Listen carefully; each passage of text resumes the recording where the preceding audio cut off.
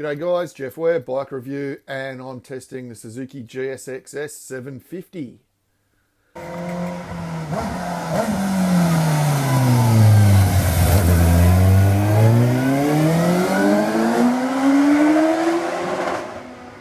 So this is the 2020 model.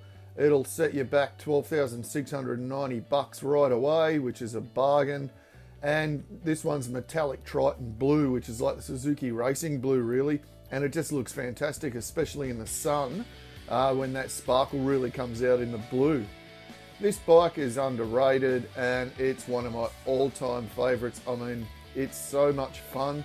Anyone who's a fan of 3/4 litre engines and remembers the 750 era fondly like me will really get a kick out of this machine. Now, I'm no stranger to the GSX-S range. I had a long-term GSX-S 1000. I went to the world launch in Spain in 2015. I've ridden them a lot. We've done a bit of tuning on them. I've ridden the 750 a fair bit, and I really rate them highly. This though, I prefer it to the 1000, and I'll tell you why. First of all, I love the engaging engine. From low RPM, it still pulls, not with the grunt of the 1000 obviously, but it's still got plenty of torque and pickup. Suzuki have done a really good job with the gear ratios, the gearing, and the way the torque is on the engine. It's zippy, so it's got a nice intake growl. It's got a really nice angry GSX-R 750 style rasp, even at idle. It's just egging you on and it's ready to go. So it's zippy and it's punchy off the lights and it's fun around town. It's just an engaging, fun motor, and it's got plenty of stick. You don't need any more, in my opinion, on the road. It's got a good strong mid-range, a nice throttle, good fueling, and like I said, just a fantastic engaging motor around town. But what is really fun about it is when you really open up the taps on that motor and get all that 115 horsepower out of it. It revs and revs. It makes peak power at 10.5 grand, but it revs really hard. It puts a big grin on your face. It's smooth. The gearbox is just precision. It's got nice close ratios right through the box. No quick shifter. It'd be nice to have a quick shifter, but you can put one on. And like I said, that intake howl is it's so sweet. It's just a real special experience, and it's why Suzuki have had so much success with that GSX-R 750 motor. In fact, it goes right back to 1985, as you know. And that motor's been around in various guises and various dimensions, but it's still a really popular motor. Chassis-wise, it feels a lot lighter than it is. It's 213 odd kilos, but it doesn't feel it. It feels a lot more nimble and chuckable than the GSX-S 1000 or any of the bigger naked bikes in the category feel. And it's a sweet, sweet handling bike. It's got beautiful geometry. It's one of those motorcycles that you feel like you've got your hands on the front axle. Whether you're braking into corners or rolling into them carrying lots of corner speed, which you really can with that slipper clutch, it just gives you control and it gives you confidence.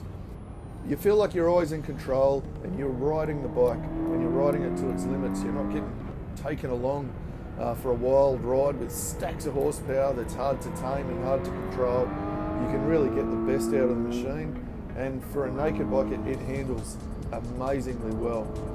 It's got sportier suspension. It's quite firm at both ends and fairly basic. I'm 95 kilos in gear and it's spot on for me. I didn't touch a clicker the whole time I had it, and I'm talking fast, smooth, grippy roads where you're braking deep into the apexes and getting hard on the gas using lots of lean angle, through to bumpy roads out in the countryside, some fast, some slow. It gives a good all-round ride. It's not kidney punching and it's not wrist shattering. It's just well supported, well damped, and well sprung. So I was really impressed by that.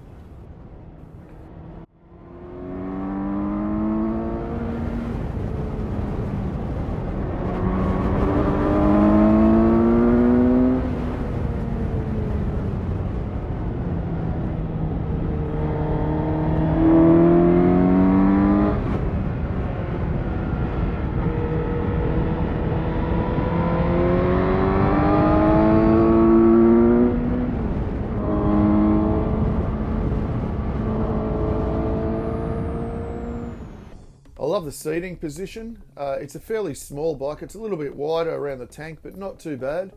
It's got fairly narrow bars for a naked bike, but they're a really nice bend and plenty of leverage on them. It's got a basic LCD display central to that, which has got everything you need, and it's got a toggle switch on the left handlebar where you can run through and change your 3 traction control settings or switch it off and navigate the dash. Apart from that, it hasn't really got much else. It's got ABS and the basic traction control system. But for the price point, it's got everything you need, and it's a good, fun, basic bike. Takes you back to the roots of riding. It's just fantastic.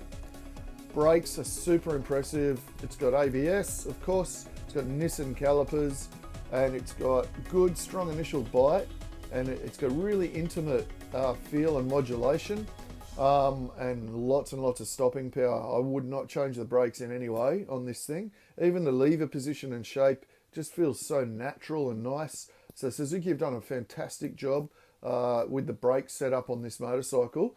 They've obviously put a lot of testing and development into it, and they've got it really nice. Fairly vibe-free, a little bit of a tingle through the handlebars. That's just that Revy 750 motor, which is a fairly highly tuned engine. Aside from that, comfortable. You can ride it for hours and hours on end. The seat's comfortable, it's wide, it's plush enough, but it's still got a sporty support to it. But, you know, I did 6 hours on all sorts of roads on one of the days, and no issues at all with comfort. Enough room between the foot pegs and seat for me.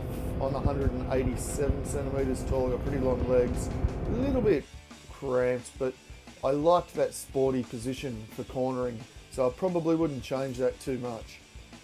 Quality wise, it's nicely finished. It's got really good paint, nice graphics, great fasteners as you always would expect from Suzuki. It's got the black handlebars, black frame and forks and wheels and some blacked out parts. It looks really nice.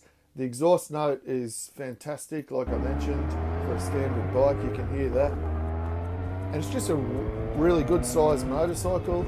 Seat height's only 820 millimeters, and it's quite a manageable bike. Plenty of steering lock.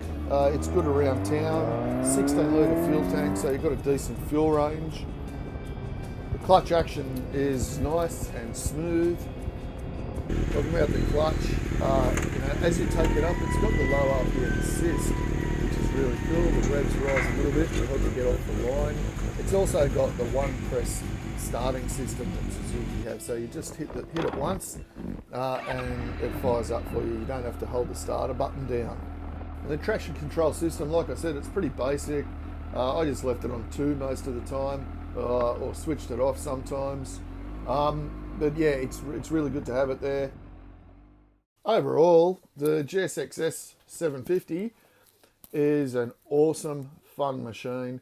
Definitely worth considering. If you need an all-rounder, a daily rider that you need to commute on, or just as a general transport, something you want to be able to have a really good time on weekends, riding with mates up on the local hills. You could even do touring on it, and you want to even do the odd track day, because the ground clearance is pretty good on it as well. This could be a really good all-round bike. It's cheap really, and it's, the service intervals are good. It's going to have plenty of parts available for it because that engine goes back to 2005. So there's no real big bells and whistles on the bike. It's just a good, solid, basic naked bike, which will be a fantastic platform for the single bike owner. Check out the full written review on bikereview.com.au. Thanks for watching. Don't forget to subscribe to this YouTube channel. Drop a comment, tell us about your GSX-S 750 experience. And you have a fantastic day anyway. Thanks for watching. Cheers.